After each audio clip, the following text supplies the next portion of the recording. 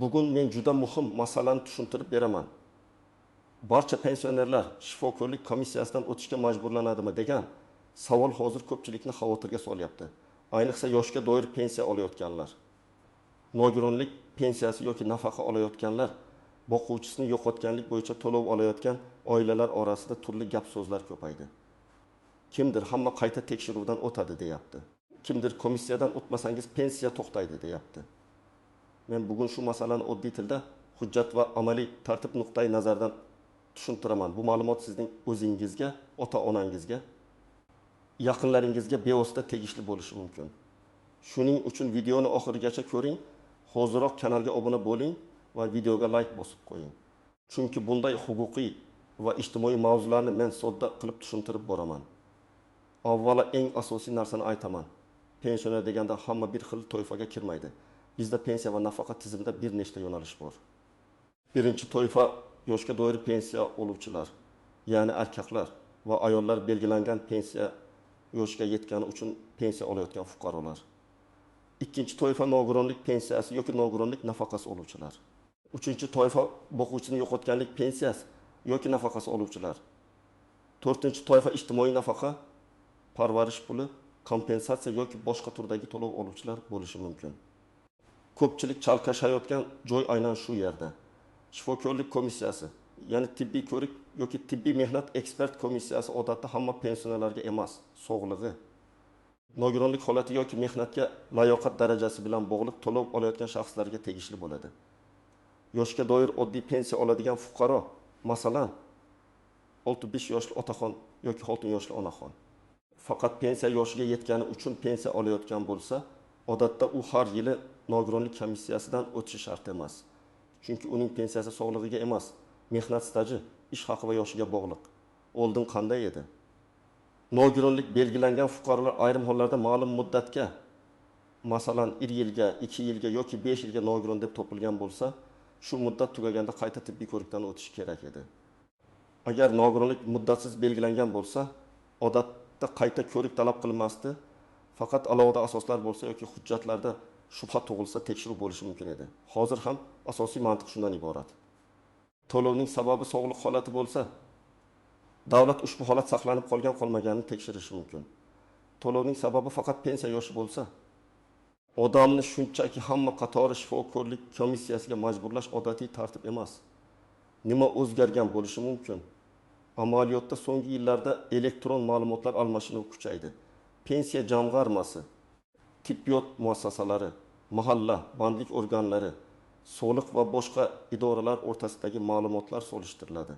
Shu sababli ayrim fuqarolardan qo'shimcha hujjat, tibbiy ma'lumotnoma yoki qayta ko'rikdan o'tish so'ralishi mumkin. Lekin buni barcha pensionerlar majburiy komissiyadan o'tadi deb tushunish noto'g'ri. Masala har bir to'lov turi va har bir fuqaroning hujjatiga qarab hal qilinadi. Endi kimlar xavotir olishi kerak, kimlar esa ortiqcha vahima qilmasligi kerak, shuni aniq ajratib beraman. Agar siz yoshga doir pensiya olayotgan bo'lsangiz, masalan 30 yil ishlagan bo'lsangiz, pensiya yoshi kelgach pensiyaga chiqqan bo'lsangiz, sizning pensiyangiz nogironlik komissiyasining natijasiga bog'liq emas. Sizdan odatda shifokorlik komissiyasidan o'tish talab qilinmaydi. Misol uchun, oldin 2 yoshli ayol 28 yil maktabda ishlagan, keyin yoshga doir pensiyaga chiqqan. U yurak bosimi sabab poliklinikaga qatnashi mumkin. Lekin bu uning pensiyasi qayta tibbiy komissiya orqali tasdiqlanishi kerak degani emas. Uning pensiyasi yosh va staj asosida tayinlangan. Agar siz nogironlik pensiyasi olayotgan bo'lsangiz, vaziyat boshqacha. Masalan, 48 yoshli fuqaro ishlab yurgan paytida og'ir kasallik sabab 2 guruh nogironligi olgan. Unga nogironlik 1000 yil muddatga belgilangan bo'lsa, belgilangan muddat tugashidan oldin yoki tugaganida qayta ko'rikdan o'tish kerak bo'ladi. Agar qayta ko'rikda sog'lig'i yaxshilangan deb topilsa, guruh o'zgarishi yoki nogironlik bekor qilinishi mumkin. Agar holati yomonlashgan bo'lsa, guruh yuqoriroq belgilanishi ham mumkin. Mana shu holatda komissiyaga bormaslik pensiya yoki nafaqa to'xtashiga olib kelishi mumkin. Chunki to'lovning asosi yangilanmagan bo'ladi. Yana bir misol, 55 yoshli fuqaro avtohalokatdan keyin il guruh nogironligi olgan. Unga boshqalarning doimiy parvarishi zarur. Agar hujjatda nogironlik muddatsiz deb belgilangan bo'lsa, u har yili borib o'z holatini isbotlab yurishi shart bo'lmasligi mumkin. Lekin agar nogironlik 2025 yil sentyabrgacha deb belgilangan bo'lsa, shu sana yaqinlashganda qayta ko'rik masalasi paydo bo'ladi. Bu yerda eng muhim narsa guvohnomangizda yoki qarorda nogironlik muddati qanday yozilganini tekshirish. Bo'g'uvchisini yo'qotganlik pensiyasida ham alohida jihatlar bor. Masalan, ota vafot etgan.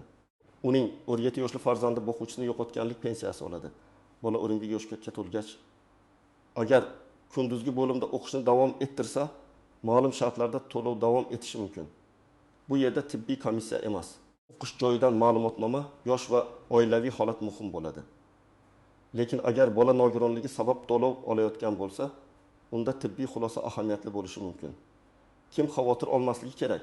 Birinchidan, yoshga doir pensiya oladigan va hech qanday nogironlik to'lovi bilan bog'liq bo'lmagan fuqarolar. Ikkinchidan, hujjatlarda muddatsiz nogironlik belgilangan va pensiya jamg'armasi tomonidan alohida chaqiruv yoki talabnoma olmagan fuqarolar. Uchinchidan, faqat davolanish uchun poliklinikaga boradigan.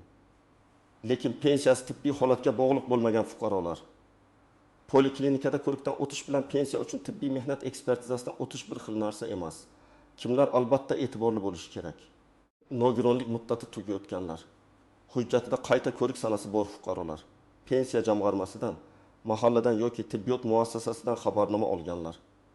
Hujjatlarda familiya, tug'ilgan sana, pasport ma'lumotlari. Nogironlik guruhi yoki muddatida xatolik borlar. Chet elga uzoq muddatga chiqib ketgan, yashash joyini o'zgartirgan.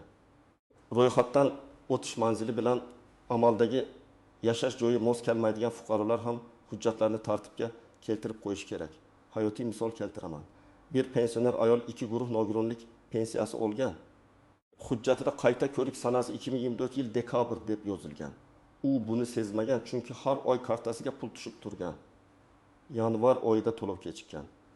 U pensiya jamg'armasiga borganda nogironlik muddati tugagani, yangi tibbiy xulosa kelmagan aytilgan. Ayol qayta komissiyadan o'tgandan keyin to'lov tiklangan, lekin vaqt va asab ketgan. Agar u muddat tugashidan bir oy oldin poliklinikaga murojaat qilganda, bu muammo bo'lmasdi. Yana bir misol. 7 yoshli otaxon yoshga doir pensiya oladi.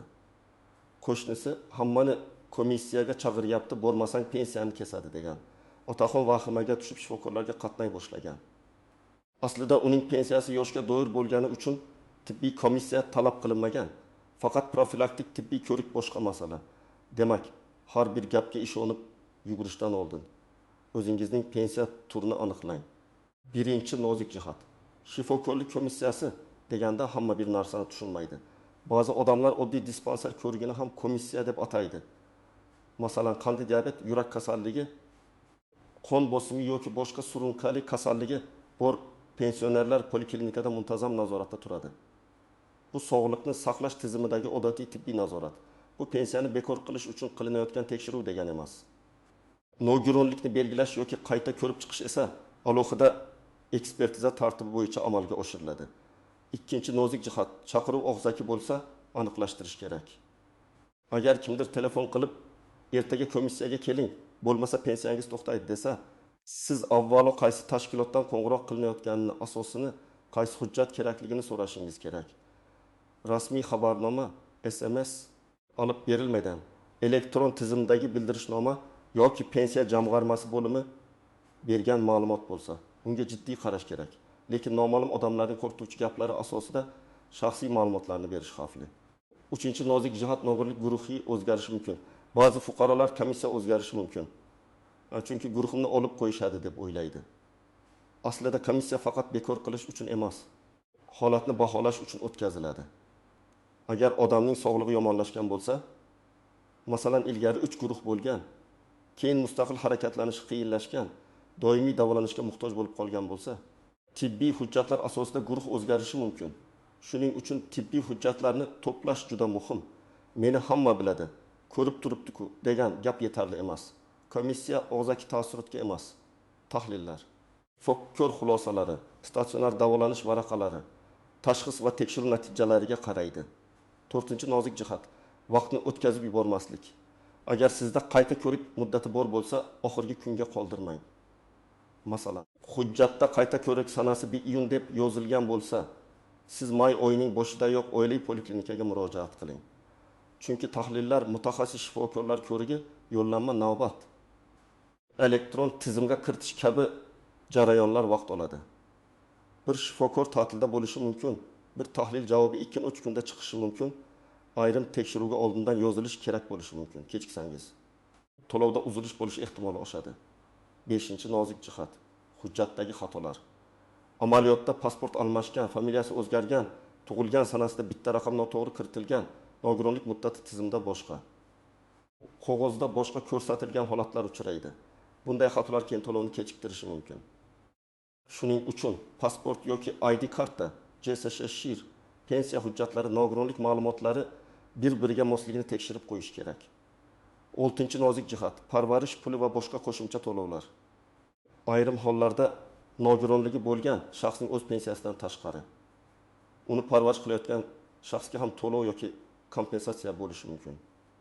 Bunda faqat nogironlik guruhi emas, parvarishga muhtojlik, birga yashash, qarovchi shaxsning holati, boshqa daromadlari kabi omillari ham tekshirilishi mumkin. Demak, mening pensiyam bor, demak hammasi avtomatik davom etadi deb o'ylash to'g'ri emas. 7-nozik jihat: kasallikning o'zi emas, uning hayotga ta'siri baholanadi. Masalan, ikki odamda bir xil tashxis bo'lishi mumkin, lekin birida kasallik yengil kechadi, ishga layoqat saqlanadi, boshqasida esa og'ir asoratlar bor. Shuning uchun falonchida ham shu kasallik, unga guruh berishdi, menga ham berishlari shart deb bo'lmaydi.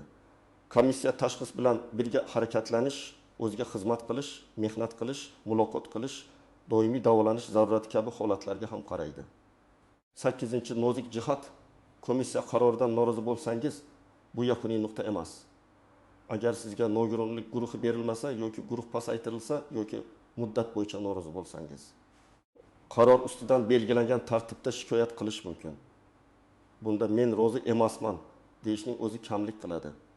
Siz tibbiy hujjatlaringizni kuchaytirishingiz, qo'shimcha tekshiruv natijalarini taqdim etishingiz, shikoyat arizasida aniq sabablarni yozishingiz kerak. Masalan, mening yurishim cheklangan, falon sanada MRT tekshiruvida falon xulosa chiqqan, falon shifoxonada davolanganman, kundalik hayotda yordamga muhtojman deb aniq yozish kerak. Birinchi qadam: pensiya turini aniqlang.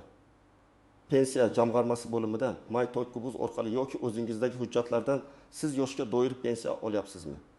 Nogironlik pensiyasi olyapsizmi? Boquvchisini yo'qotganlik bo'yicha to'lov olyapsizmi? Shuni biling. Chunki keyingi harakat aynan shunga bog'liq. Ikkinchi qadam: nogironlik hujjatingizdagi muddatni tekshiring. Agar sizda nogironlik guvohnomasi, tibbiy xulosa yoki ekspertiza qarori bo'lsa, unda muddat qayta ko'rik sanasi, muddatsiz degan joylarni qarang. Agar muddat yaqinlashayotgan bo'lsa, kutib o'tirmang. 3-qadam: oilaviy poliklinikaga boring. O'zingiz biriktirilgan poliklinikaga murojaat qilib, qayta ko'rik uchun qanday hujjatlar kerakligini so'rang. Odatda terapevt yoki oilaviy shifokor sizni tegishli mutaxassislarga yo'naltiradi. Kasalligingizga qarab nevropatolog, kardiolog, endokrinolog, travmatolog, onkolog, psixiatr, oftalmolog yoki boshqa mutaxassis xulosasi kerak bo'lishi mumkin. 4-qadam: hujjatlarni tartib bilan yig'ing. ID karta yoki pasport, JSS shir, pensiya hujjatlari, avvalgi nogironlik xulosasi, ambulator karta, shifoxonada yotib davolangan bo'lsangiz epikriz tahlil natijalari, UZI-renk, MRT, KT, EKG, kon tahlil shifokor xulosalari. Dori-darmon qabul qilayotganingizni ko'rsatuvchi ma'lumotlar kerak bo'lishi mumkin. Hujjatlarni bitta papkaga joylang.